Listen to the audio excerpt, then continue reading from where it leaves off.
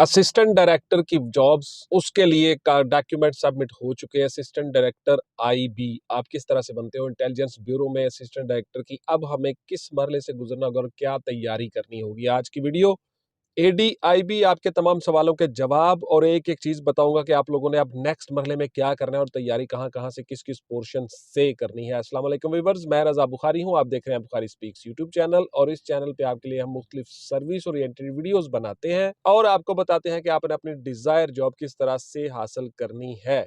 Channel को subscribe करके bell का बटन दबा के ऑल पे जरूर क्लिक कर दें। आप कहीं बिजी हैं, मसरूफ हैं, किसी स्कूल कॉलेज में गए हुए हैं, कोई काम कर रहे हैं, वापस आके वो वीडियो देख लें ताकि आपको तमाम इन्फॉर्मेशन साथ साथ मिलती रहे और आपको पता हो आपने करना क्या है। पिछली वीडियो में बता चुका हूं आपका कद, छाती, चेस्ट, तालीम, क्या क्राइटेरिया है, सिलेक्शन क्राइटेरिया, वो सारी चीजें बता चुका हूं। डॉक्यूमेंट सबमिट हो चुके। अब आपका होना है रिटन एग्जाम। रिटन एग्जाम में आप लोगों ने क्या करना है, गौर से सुन लीजिए। सबसे पहले जी, जो टाइम टेबल आपको दिया गया है नोट्सों के मुताबिक, उस टाइम टेबल के मुताबिक अपने आप को एडजस्ट करें या अपने टाइम के हिसाब से अपना टाइम टेबल बना लें। जैसा कि आप किसी जॉब पे जाते हो, किसी कॉलेज यूनिवर्सिटी में जाते हो, वट जो भी आप उसके हिसाब से टाइम टेबल एडजस्ट कर लें। दूसरा काम आपने ये करना है कि आपने वो तमाम बुक्स खरीद लेनी है जो मैंने बताई हुई है नोट्सों के साथ, जो फहरिस्त दी है। उन तमाम बुक्स को ले आए और जितने भी एग्जाम आते हैं ये बुक्स सारी उम्र आपके काम आएंगी। बुक के ऊपर खर्च किया हुआ पैसा कभी जाया नहीं जाता, याद रखिएगा। बहुत से बच्चे मुझे कहते, सर वो बुक लेनी पड़ेगी, वो फलां होगा जी, बुक लेनी क्या जरूरी है? वो पुत्र बहुत जरूरी है। बुक्स में जो चीजें हैं आपके पास रिटन फॉर्म में एक एक चीज आ जाती है, हर एग्जाम में उसकी जरूरत पड़ती है। तो जो बुक्स मैंने बताई हुई हैं वो बुक्स आपको सारी जिंदगी काम आएंगी, इसलिए वो फरीज के मुताबिक बुक्स ले लें।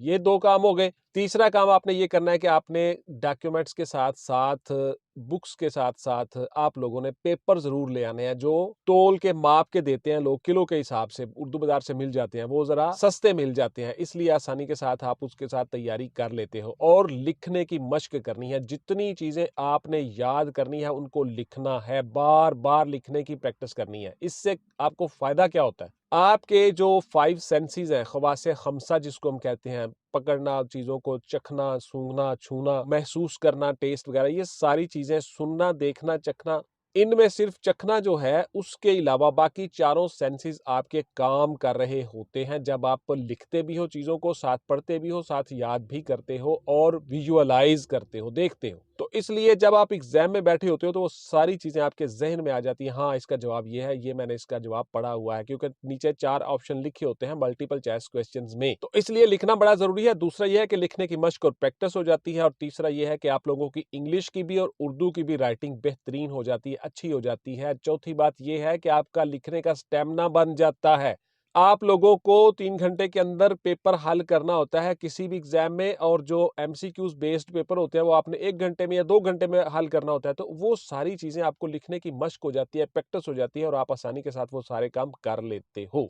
अब आ जाते हैं उससे अगले मरहले में। अगले मरहले में आप लोगों ने क्या करना होता है कि आप लोगों की जॉब के लिए असिस्टेंट डायरेक्टर जब आप बनते हो, असिस्टेंट डायरेक्टर के लिए अप्लाई करते हो, तो आप लोगों को दर्ज झैल पोर्शन पे जरूर काम करना होगा। नंबर 1 जी, आप लोगों को पाकिस्तान इश्यूज, पाकिस्तान अफेयर्स और पाकिस्तान स्टडीज के ऊपर काम करना है। पाकिस्तान स्टडीज में जितनी चीजें आ जाती हैं, इसकी 2 पोर्शन है, एक आपकी बैक हिस्ट्री है, एक आपकी मौजूदा करंट सिनेरियो है, कि जिसमें आप लोगों ने लेटेस्ट जो चीजें चल रही होती हैं करंट इश्यूज, करंट अफेयर्स के मुताबिक, उन पे काम करना होता है। दूसरा जो बैक हिस्ट्री आपकी होती है, उसमें आपकी सिंस 1947 टू डेट आज तक एक ये पोर्शन है, और 47 से पीछे अगर आप चले जाओ तो 1857 यानी जंगे आजादी के बाद से फिर आपका ये दूसरा पोर्शन शुरू हो जाता है। इन पोर्शन से सवाल आते हैं, पाकिस्तान स्टडीज आप क्लियर कर लोगे। इसमें जितनी चीजें मैंने अपने नोट्सों में बताई हुई हैं, पूरी की पूरी गाइडलाइन दे दिया मुकम्मल आपको मल्टीपल चॉइस क्वेश्चंस के लिए। आपने कहां कहां से क्या क्या चीजें तैयार करनी है, एमसीक्यूज, गाइडलाइन, इंटरव्यू, आपके सवालों के जवाब, मुकम्मल चीजें बता दी। इंटरव्यू में कैसे कामयाबी हासिल करनी है, इसलिए वो नोट्स लें, उनसे फायदा उठाएं और उसके मुताबिक आपने काम करना है। उसके बाद जी, आप लोगों ने वही 100 टॉपिक तैयार कर लिए। अब आप आसानी के साथ एग्जाम देने के काबिल हो चुके हो। इंटेलिजेंस ब्यूरो में एडी बनने के लिए आप लोगों ने यही सारे काम कर लिए, और उसके बाद फिर अब आप लोगों ने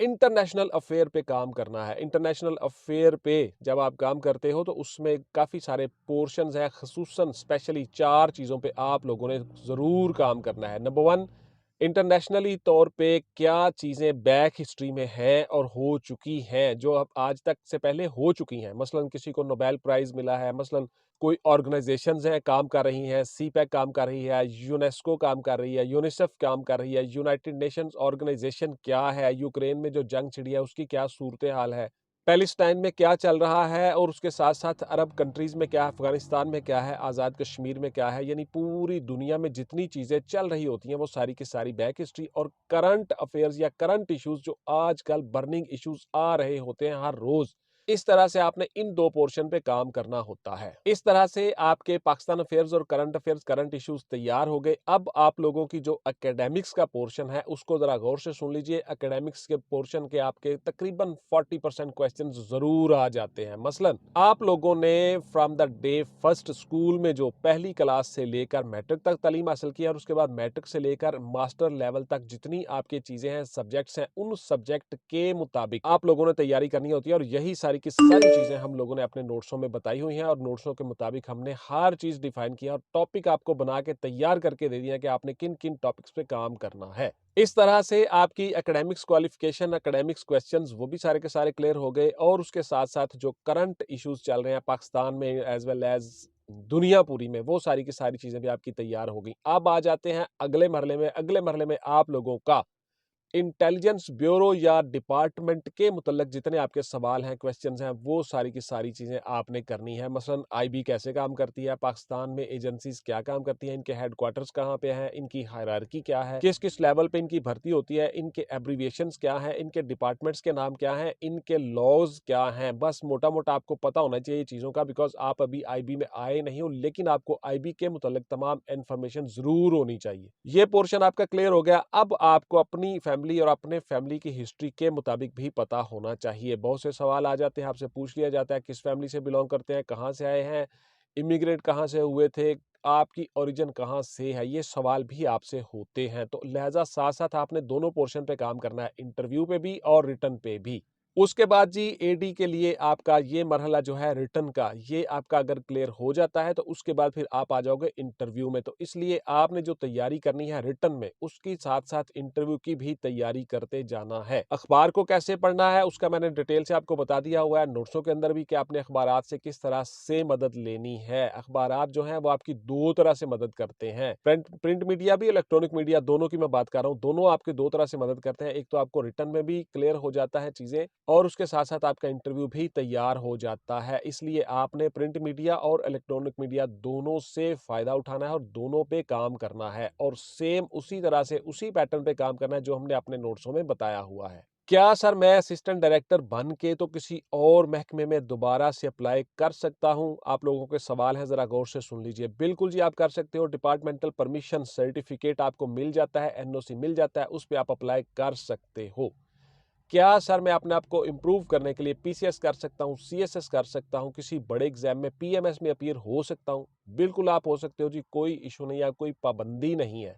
आप पीसीएस भी कर सकते हो, सीएसएस भी कर सकते हो, पीएमएस भी कर सकते हो। क्या सर एडी को घर और गाड़ी मिलती है? बिल्कुल जी, ग्रेड 17 में आपकी एंटाइटलमेंट पे होता है, घर भी और गाड़ी भी आपको मिलती है। आपको दीगर अलाउंसेस भी मिलती हैं, तनख्वाह पे अच्छी होती है। पिछली वीडियो में हर चीज़ तफ़सील के साथ आपको बता चुका हूँ। क्या सर इसमें हम लोग भर्ती हो के एज रिलैक्सेशन के ज़ुमरे में आ जाते हैं? मसलन अगर हम एडी इंटेलिजेंस बन जाते हैं तो क्या सीएसएस में हमें 35 साल तक अप्लाई कर सकते हैं, पीएमएस में 35 साल तक अप्लाई कर सकते हैं? देखिए इसमें according to rules age relaxation आप सबको वो एज रिलैक्सेशन हासिल हो जाएगी, लेकिन इसमें क्राइटेरिया ये होता है कि अगर आपकी 3 ईयर कंटिन्यूस सर्विस हो तभी आप एलिजिबल होते हो। तो लिहाजा आप उस कैटेगरी में अगर आते हो तो उसके बाद फिर 3 साल के बाद आप एलिजिबल हो जाते हो एज रिलैक्सेशन में। लिहाजा गवर्नमेंट सर्वेंट्स जितने भी हैं, उन सबको एज रिलैक्सेशन हासिल होती है और आपको भी होगी अगर आप उस कैटेगरी में आ जाते हो। क्या सर हम किसी कॉलेज यूनिवर्सिटी से रेगुलर पीएचडी या लॉ की डिग्री ले सकते हैं? देखिए बात ये है कि अगर तो आपको रेगुलर क्लासेस में आप पढ़ नहीं सकते बिकॉज़ आप एक गवर्नमेंट ऑफिशियल होते हो। अगर आपको हायर अथॉरिटीज़ या कॉम्पिटेंट अथॉरिटी आप जिसको कहते हो, अपॉइंटिंग अथॉरिटी को कहते हैं, वो आपको एनओसी दे देती है, इजाज़त दे देती है, डिपार्टमेंट आपको इजाज़त दे देता है, तो आपका एडमिशन रेगुलर हो जाता है। क्लासेस अटेंड करो या ना करो वो एक अलग से बात है, लेकिन आपको एडमिशन रेगुलर में दाखिला मिल जाता है। ऐसी डिग्री जो प्राइवेट नहीं हो सकती, रेगुलर हो सकती हैं। अदरवाइज आप रेगुलर क्लासेस में जाके नहीं पढ़ सकते। आप गवर्नमेंट के एम्प्लॉय होते हो, आप प्राइवेट तौर पे अपने तौर पे वो डिग्रियां, वो तालीम हासिल कर सकते हो जिन पे रेगुलर जाना जरूरी नहीं है।